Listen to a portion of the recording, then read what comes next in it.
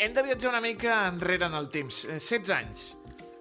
Un accident en plena jornada de Dia de Pagesos va canviar-li la vida a la nostra protagonista. El que havia de ser una lesió temporal es va convertir en un dolor persistent, incomprensible i diferent. El diagnòstic va arribar més tard i li van dir que patia la síndrome de dolor regional complex, la SDRC, també conegut com la síndrome de Sudeck, una malaltia rara, altament dolorosa i sovint mal compresa.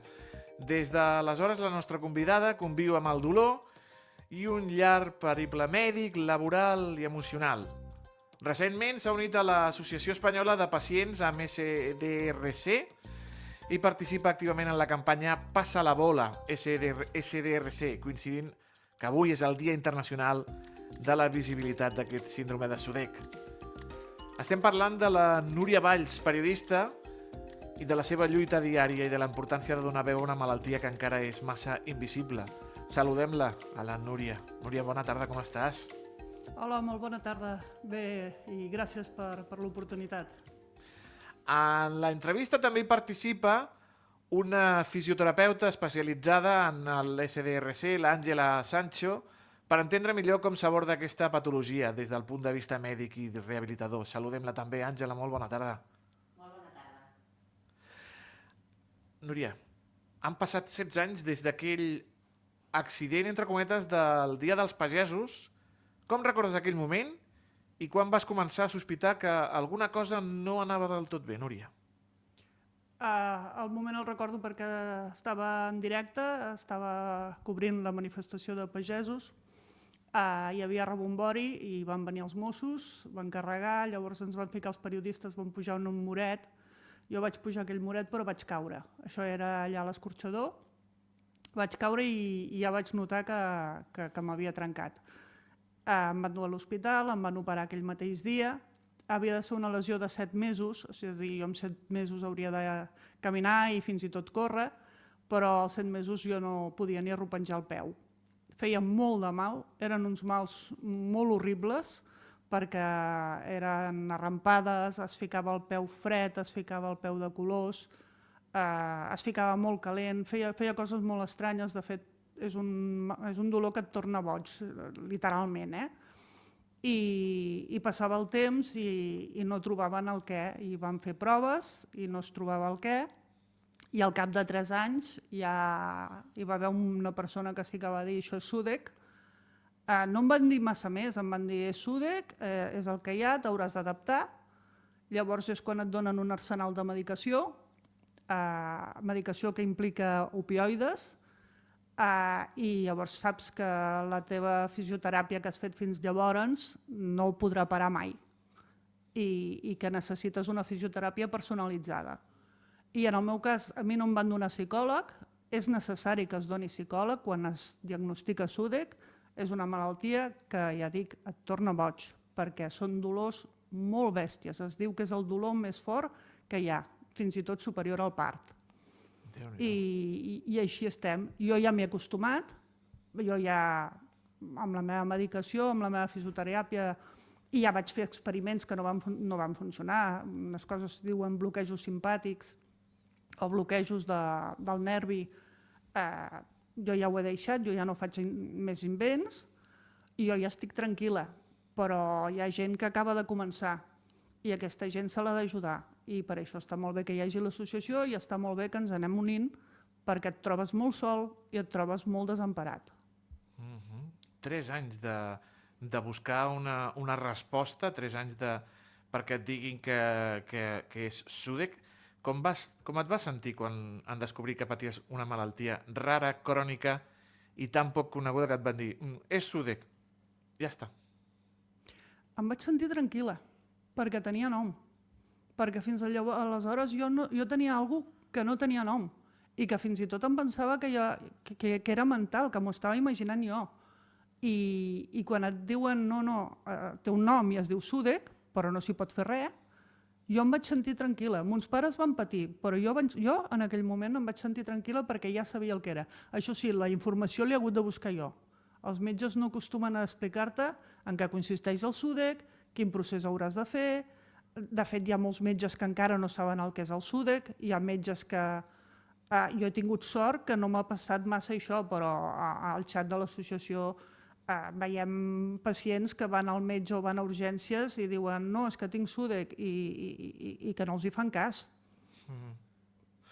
Àngela, des de la teva experiència, com descriuries aquest SUDEC, la síndrome de dolor regional complex, i per què és tan complex de diagnosticar i de tractar, Àngela?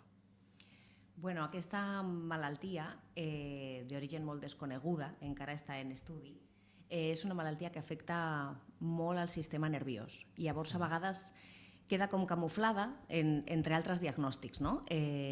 Moltes vegades l'origen o d'on ve aquesta malaltia o quin pot ser l'agent causant pot ser un trauma, un esguins, una immobilització, no? Llavors, clar, a vegades el pacient no entén que ha anat per un esguins al peu, no? En aquest cas, o una fractura, i que ha de ser X setmanes de recuperació, de fer el que diu el trauma o el que fa fisioteràpia, i que això no es resol, no? I va passant el temps, treuen l'embenatge, fan les seves sessions, el que sigui, això no acaba de resoldre, no acaba de resoldre, i al revés té un dolor cada vegada més insuportable, no? Perquè el SUDEC sobretot el definirien com un dolor molt insuportable per al pacient, és el que deia la Núria, és un dolor molt bèstia, que poden ser punxades, fred, irritació, cremor, un dolor molt bèstia, i llavors és molt difícil de diagnosticar en un inici, que és quan més vital és el saber que patim aquesta malaltia per poder afrontar-la tal com toca. Descriu la nostra convidada, la Núria, un dolor, punxades, fred, calor, un dolor que no es veu però que ho condiciona tot, no? Perquè la teva vida ha canviat. Quins han estat els principals reptes o canvis que has hagut d'afrontar en el teu dia a dia, tant personal com professionalment, Núria? Doncs professionalment ja no puc treballar. De fet, vaig anar al Tribunal Mèdic 3 cops, perquè això és una altra cosa que passa, que vas al Tribunal Mèdic, els metges del Tribunal Mèdic et proposen per la incapacitat, però la Seguretat Social te la denega, perquè considera que no és suficient o pel que sigui. I llavors jo vaig anar 3 cops al Tribunal Mèdic, a la tercera em van donar la incapacitat, jo no podia anar a treballar, de fet, un dels cops vaig haver de tornar a treballar i el que vaig haver de fer és comprar-me unes crosses per poder anar als llocs amb les crosses i poder cobrir les informacions, però imagina't, amb les crosses, la gravadora, el micro era impossible, i el dolor, sobretot el dolor, i que no podia arropenjar el peu. Llavors la feina a mi se'm va acabar, ja no podia treballar, jo no puc estar asseguda molta estona, jo la majoria de part del dia la passo al llit, perquè no puc estar asseguda molta estona, perquè el peu és com si m'anés a rebentar, no puc estar dempeus, no puc caminar massa, el viatjar a mi se m'ha acabat, potser perquè no m'he atrevit també, però si no puc caminar d'aquí al Mercat Central no crec jo que pugui caminar massa per anar a viatjar. I així és com la meva vida ha anat canviant. La meva vida és molt diferent, s'ha aturat tot, i llavors hi ha un tema econòmic. El SUDEC l'has de pagar, la fisioteràpia a nivell seguretat social no és personalitzada. Llavors, si vols una fisioteràpia efectiva, l'has de pagar. És així. Parlant de la fisioteràpia, quins són els objectius principals de la fisioteràpia en pacients de SUDEC i com s'adapta el tractament en cada cas, Àngela? Bueno, en principi, moltes vegades hem de tindre en compte que el pacient que ens arriba moltes vegades entra a la sessió ja plorant. O sigui, per això diem que partim d'un dolor molt exacerbat i molt important, sobretot en un inici, no? Que és quan ens comença a arribar. Per això és també la importància que dèiem, no? de l'ajuda a vegades de psicologia, de la medicina, de la fisioteràpia i de tancar una mica el procés, no? Llavors, a partir d'aquí, la fisioteràpia el que treballem és reduir dolor. Aquest dolor hem d'intentar reduir-ho de la manera que sigui. Normalment venen medicats, però a part d'això ja et dic que el dolor és tan intens que hem de fer mides per reduir dolor, per guanyar mobilitat, molt suau. Parlem de que a vegades és molt difícil, no ens deixen quasi ni tocar. O sigui, una mà, un peu, en les primeres sessions no ens deixen ni poder pràcticament posar la mà. Llavors hem de fer tècniques molt lentes, tècniques per baixar dolor i tècniques per començar a intentar regular aquesta sensibilitat que està alterada. En això del dolor, per exemple, hi ha un que és comú i que diem tots els que ens hem trobat en aquest xat, que és que els llençols del llit ens fan mal. És com si ens estiguessin tallant. És com si fossin ganivetes, els llençols del llit. Déu-n'hi-do. I Núria, recentment t'has unit amb aquesta associació de la qual ens parlaves, de l'Associació Espanyola de Pacients de SDRC amb el SUDEC. Què t'ha portat formar-ne part? Suposo que parlar entre d'altres pacients d'aquesta malaltia tan invisible doncs us ajuda, no, Núria? Totalment. Fa molt poc que està creada per pacients i per familiars, perquè hi ha nens que tenen SUDEC i encara és més greu quan un nen té SUDEC, perquè encara és més incomprensible tot, no només pel nen, pels pares, i llavors hem creat aquesta associació. És una cosa que jo quan vaig començar amb el procés vaig dir s'hauria de crear una associació, però jo no tenia ni les eines, ni coneixia ningú més, ni sabia com fer-ho. I per sort aquests familiars i aquests pacients s'han trobat per xarxes socials, han decidit crear-la, la van crear l'any passat, fa molt poc, i allà hi ha un xat on s'expliquen cadascú com està vivint el SUDEC, perquè hi ha gent que acaba de debutar amb el SUDEC, hi ha gent que porta 8 anys, hi ha gent que porta 10 anys, hi ha gent que encara prova coses, hi ha gent que no prova ja res, i allà hi ha també formació, hi ha metges, hi ha fisioterapeutes també que expliquen una mica com pot anar el procés, hi ha terapeutes ocupacionals que també fan seminaris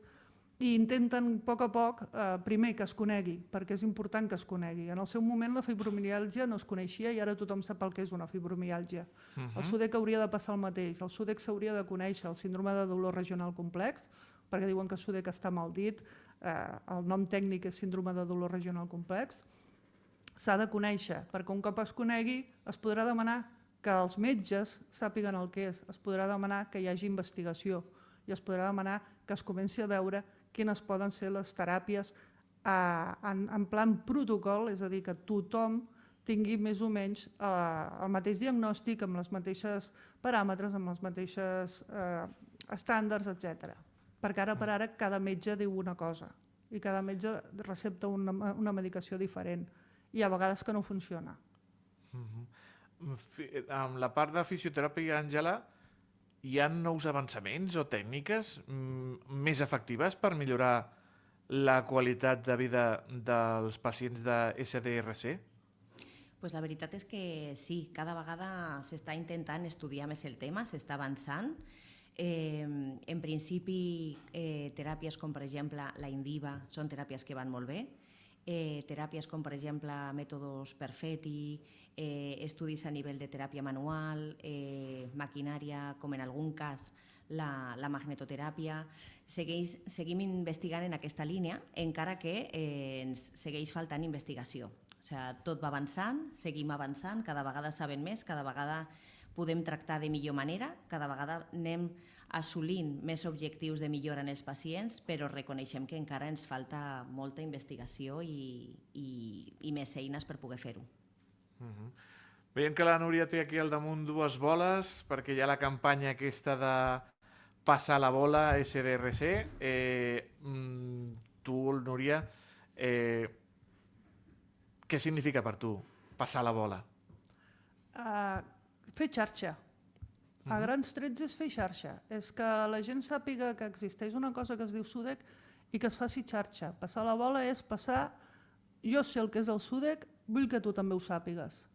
I per això s'ha fet aquesta campanya, que ve a ser a xarxes socials, que la gent agafi una pilota de taronja, o una taronja, perquè si no tens pilota, doncs amb una taronja, i diguis, jo dono suport als malalts de SUDEC i tu hi passes la bola, passes la pilota. És fer xarxa. És fer xarxa i donar visibilitat en aquest dolor tan terrible. Totalment. Per acabar, coincidint amb el Dia Mundial del SDRC, quin missatge voldries fer arribar, Núria, a la societat per donar visibilitat a aquest dolor invisible? Doncs que sàpiguen que existeix, que és molt dolorós, és molt difícil d'entendre, de comprendre, no per tu només, que molt, perquè ja et dic que t'embogeix molt, sinó també per al teu entorn, ho acabes perdent tot. Hi ha gent que ha perdut la família per culpa del SUDEC, al WhatsApp, al xat, hi ha divorcis per culpa de que no s'ha sabut portar bé aquest SUDEC, i sobretot. I llavors m'agradaria demanar una cosa, no sé si és possible, per demanar que no quedi. El Dia Mundial del SUDEC no és només el passar la bola, sinó que també volem que les institucions s'il·luminin de taronja, perquè si les institucions s'il·luminen de taronja i fan públic que ho fan per donar suport als malalts de SUDEC, es coneixerà més el SUDEC. Hi ha ajuntaments de Catalunya, algun, de Madrid, el Senat, l'Ajuntament de Tarragona ha confirmat que ho farà, que aquesta tarda, aquest vespre, a les 8 del vespre, s'il·luminaran de taronja. Doncs des d'aquí faig una crida a institucions, entitats que il·luminin avui la façana de taronja, si us plau. És la manera, i que ho donguin a conèixer, que diguin ho faig per donar suport als malalts de SUDEC, perquè és la manera de donar-se a conèixer aquesta malaltia. El novembre taronja, el passa a la bola. Doncs mira, ens ha explicat de primera mà la Núria Valls, periodista, en aquest dia de la síndrome de dolor regional complex, i l'ha acompanyat també l'Àngela Sancho, fisioterapeuta especialitzada en SDRC, que ens han acompanyat aquesta tarda al carrer Major des dels estudis de la Nova Ràdio. A totes dues, moltíssimes gràcies per acompanyar-nos. Gràcies per la feina que feu i endavant, sempre. Moltes gràcies a tu. Carrer Major, totes les veus del territori.